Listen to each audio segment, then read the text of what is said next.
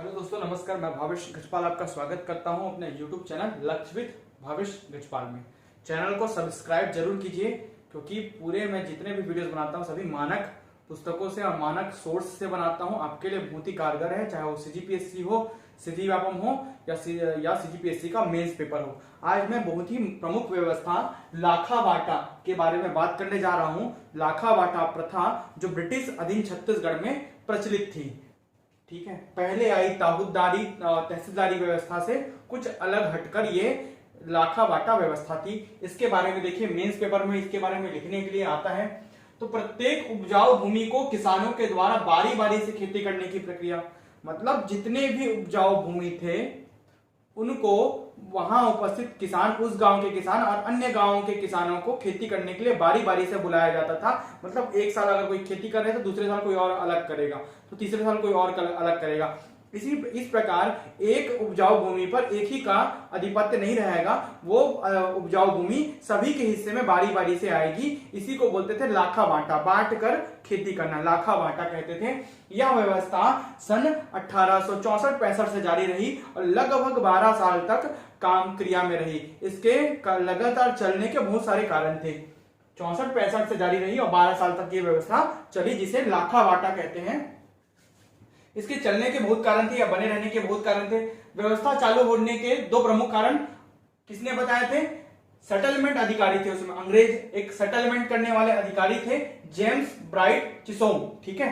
तो James bright चिसोम के द्वारा 18 अप्रैल 1864 को दो कारण लिखे गए कि यह व्यवस्था 12 साल तक क्यों बनी रही। 1864-65 से लेकर 12 साल तक यह व्यवस्था चलने के कारण के लिए जेम्स ब्राइट चिसोम ने 18 अप्रैल 1864 में कुछ दो कारण लिखे थे।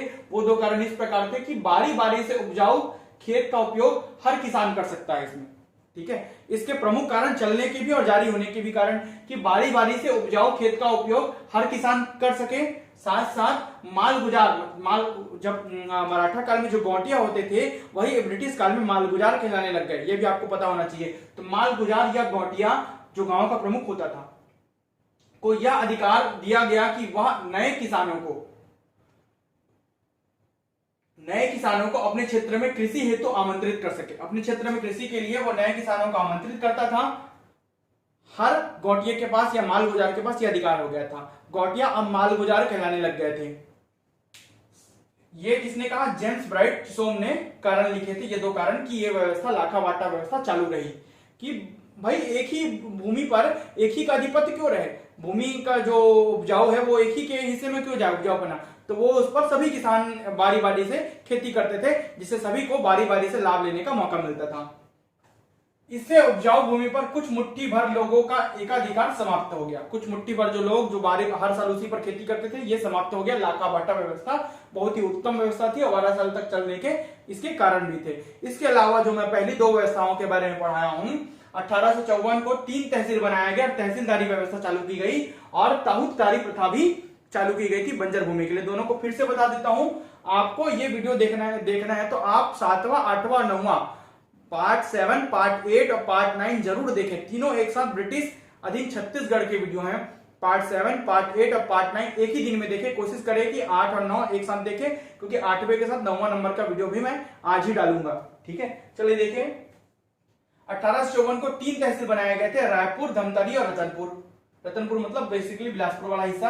रायपुर, धमतरी और रतनपुर 3 तहसील बनाए गए।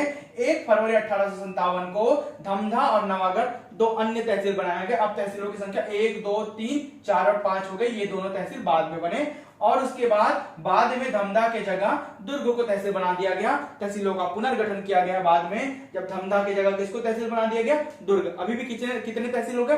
5 तहसील। जब पहले मुख्य 3 तहसील हुआ करते थे, रायपुर, धमतरी और रतनपुर, जो कि रायपुर जिला के अंतर्गत आते थे, ये तीनों तहसील के अंतर्गत 12 परगने आते थे। तहसील के नीचे परगने होते हैं। तहसील में तहसीलदार होगा, परगनों में नायब तहसीलदार अधिकारी होता था।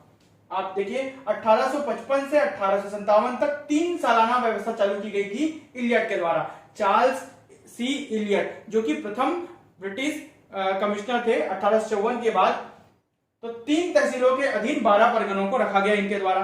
3 तहसील कौन थे? रायपुर, धमतरी और रतनपुर, जो रायपुर जिला के अंतर्गत आते थे, ठीक है। उन्हीं के अंतर्गत 3 तहसीलों के अंतर्गत 12 परगने हुआ करते थे। अगर पूछेगा ब्रिटिश काल में कितने परगना हुआ करते थे तो 12 आप बोलेंगे।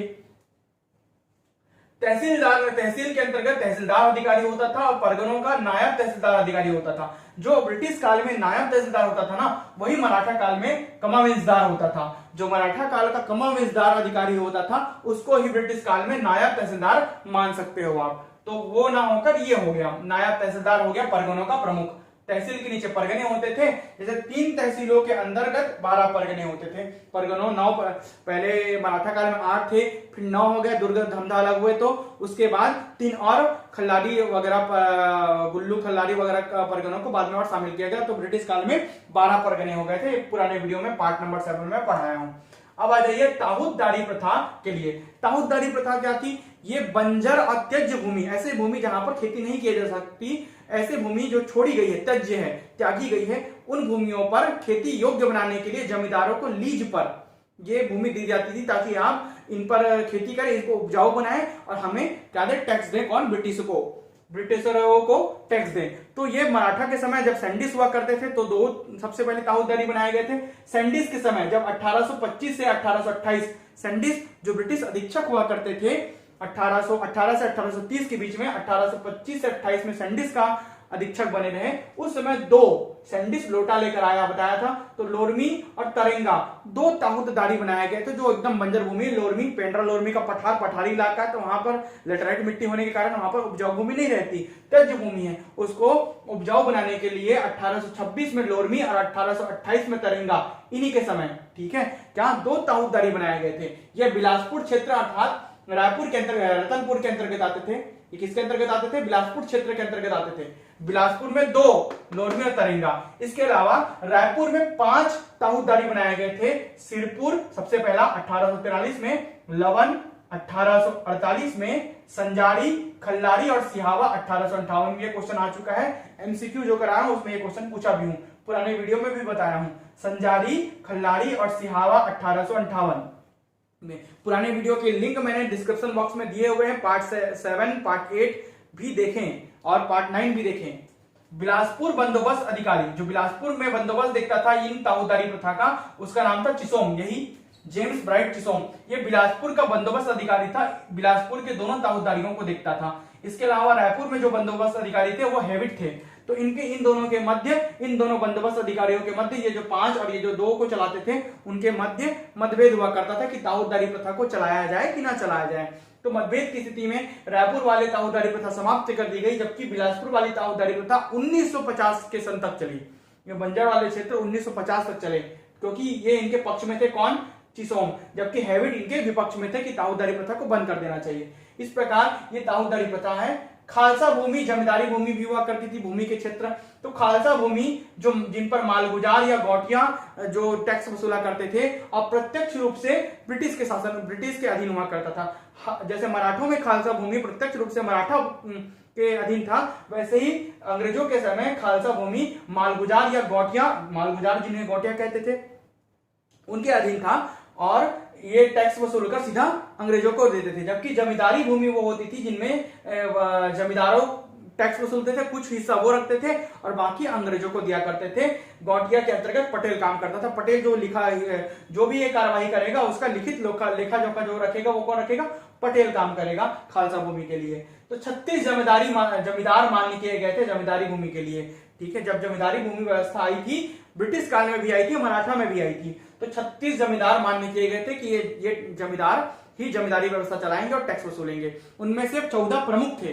14 प्रमुख जो विशेष पद दिए गए थे वो प्रमुख जमींदार हुआ करते थे, ठीक है। इस प्रकार इस वीडियो में मैं लाखा बाटा प्रथा, तहसीलदारी और ताहूतदारी प्रथा के बारे में बताया हूं। अगले वीडियो में मैं ब्रिटिश कालीन न्याय व्यवस्था, पुलिस व्यवस्था, डाक व्यवस्था के बारे में पढ़ाऊंगा। एकदम वीडियो में बने रहें, पार्ट 9 भी जरूर देखें। धन्यवाद।